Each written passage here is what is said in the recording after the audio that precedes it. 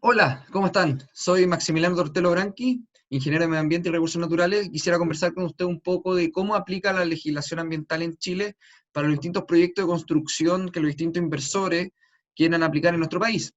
Como pueden ver aquí, hay una ley, que es la Ley de Bases Generales de Medio Ambiente, que es la Ley 19.300, la cual me da las distintas características para ver qué proyectos ingresan a ser evaluados ambientalmente y de qué manera se tienen que presentar estos proyectos.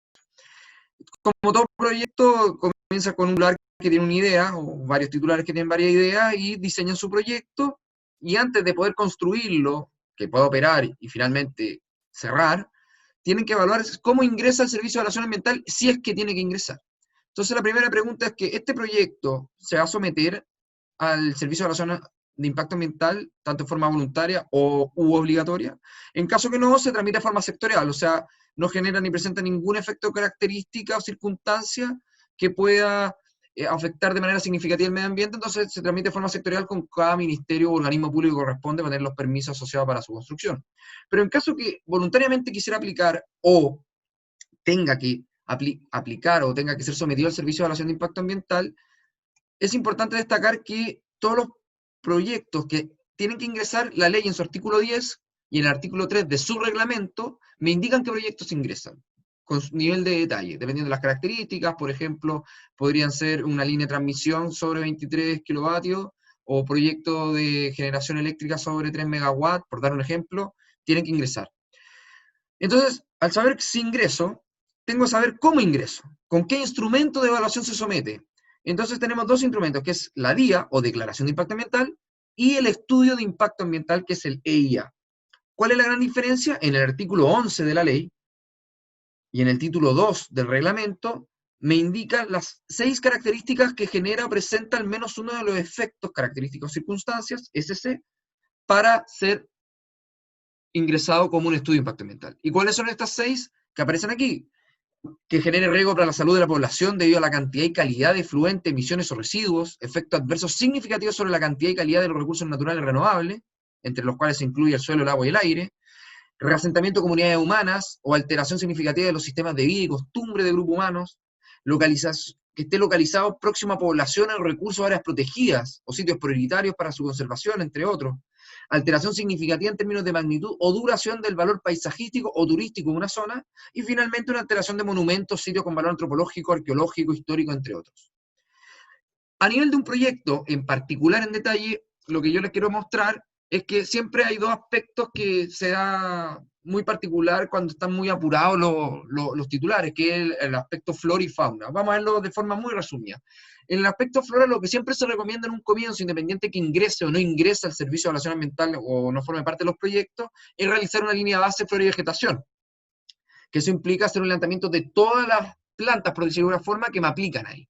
Todas las plantitas que hay, dónde están, cómo están y si están en alguna categoría. Entonces, yo puedo ver qué formaciones vegetales hay, si son nativas, son endémicos que crecen solamente ahí, o vienen de afuera, son introducidas, están en alguna categoría de conservación, en peligro de extinción, vulnerable, son especies raras. Y finalmente, después de hacer este estudio en terreno, uno concluye si aplica o no un plan de manejo forestal. En caso de que me aplicara un plan de manejo forestal, siempre se trata de modificar el trazado o el tipo de proyecto donde está ubicado para así intervenir de menor forma el bosque nativo propio de Chile. Y viene una serie de características. ¿Cuáles son los planes de manejo más típicos que uno puede encontrar? El plan de manejo bosque nativo para obras civiles, que es cuando hay que intervenir un bosque, o un plan de trabajo de formaciones xerofíticas que va más asociado a los matorrales y a la suculenta o cactus, por decirlo de alguna forma, y el plan de manejo de preservación que usualmente va para áreas de interés de protección nacional o especies en categoría de conservación, como les mencioné anteriormente, en peligro u otro. Siempre cuando, un dato que les puedo dar, siempre cuando son algunos de estos tres planes, si le aplica el plan de manejo de preservación, siempre traten de ver la posibilidad de modificar el trazado y modificar el proyecto.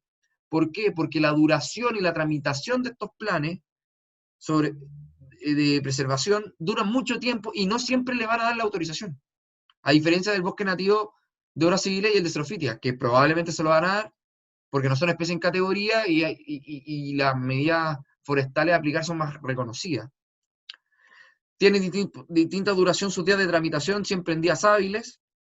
Y siempre hay aplicaciones según cada plan de manejo, lo cual da un compromiso al titular. O sea, si yo voy a cortar un bosque, tengo que reforestar la misma cantidad, la misma superficie, tengo que hacer charla de flora al personal que va a trabajar con el control de las medidas de incendio, no alterar las plantas o ingresar en sectores que no corresponden, puedo generar letrero informativo, sectores de acopio donde puedo dejar la vegetación que voy a remover, brigadas de incendio, entre muchos otros.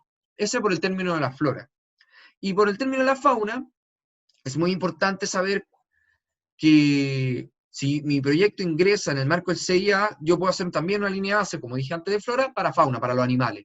Entonces yo tengo que tener súper claro qué animales voy a intervenir. Puede ser animales terrestres, que pueden ser los anfibios, que tienen parte acuática pero se consideran fauna terrestre, los reptiles, las aves, los mamíferos, o también fauna acuática, los peces propiamente tal.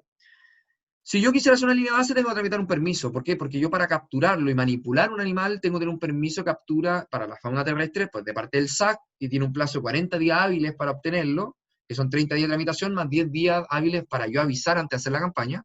Y por otro lado, vamos a hacer una pesca, que es lo mismo que es para el caso que yo voy a hacer pesca. Pero es pesca, que son pescas usualmente distintas técnicas que yo no voy a matar al animal, sino más que nada manipularlo para poder identificar bien qué especie es, qué animal es. Y en mis resultados tengo la riqueza, que es cuántas especies tengo, la abundancia, la cantidad que hay de individuos por especie y en total, cuáles especies están en categoría de conservación, y si finalmente va a haber una fragmentación o voy a impedir que el hábitat se desarrolle de forma normal. Entonces ahí también las mismas medidas parecidas a las de flora uno aplica, que son las charlas al personal, perturbación controlada, que es como ahuyentar a los animales para todos esos proyectos que son lineales o de una superficie inferior a 3 hectáreas, o también para hacer campañas de rescate y relocalización, que es tomar a los animalitos y llevarlos hacia otro sector, que son para proyectos superiores a las 3 hectáreas que mencioné anteriormente, y tengo que tener muy claro el sector a donde los voy a llevar o área de relocalización, tramitar el permiso de captura para ese rescate, hacer la campaña de rescate y los monitoreos para ver que efectivamente los animales que yo trasladé hacia ese otro sector se están desenvolviendo de buena manera en su nuevo hábitat. Y finalmente también, como punto 4, es medidas para especies particulares en categoría de conservación. A veces hay especies muy particulares que están en peligro crítico, que hay que tomar medidas adicionales a las que les mencioné anteriormente. Y esas son lo que yo les quería comentar, un poco las medidas de flora y fauna, que siempre hay que tener un poquito en el tintero cuando uno quiere aplicar estas distintas medidas para ser amigable y sustentable con el medio ambiente antes de aplicar cualquier proyecto. Espero que les haya servido, y cualquier cosa, no duden en contactarse. Cuídense.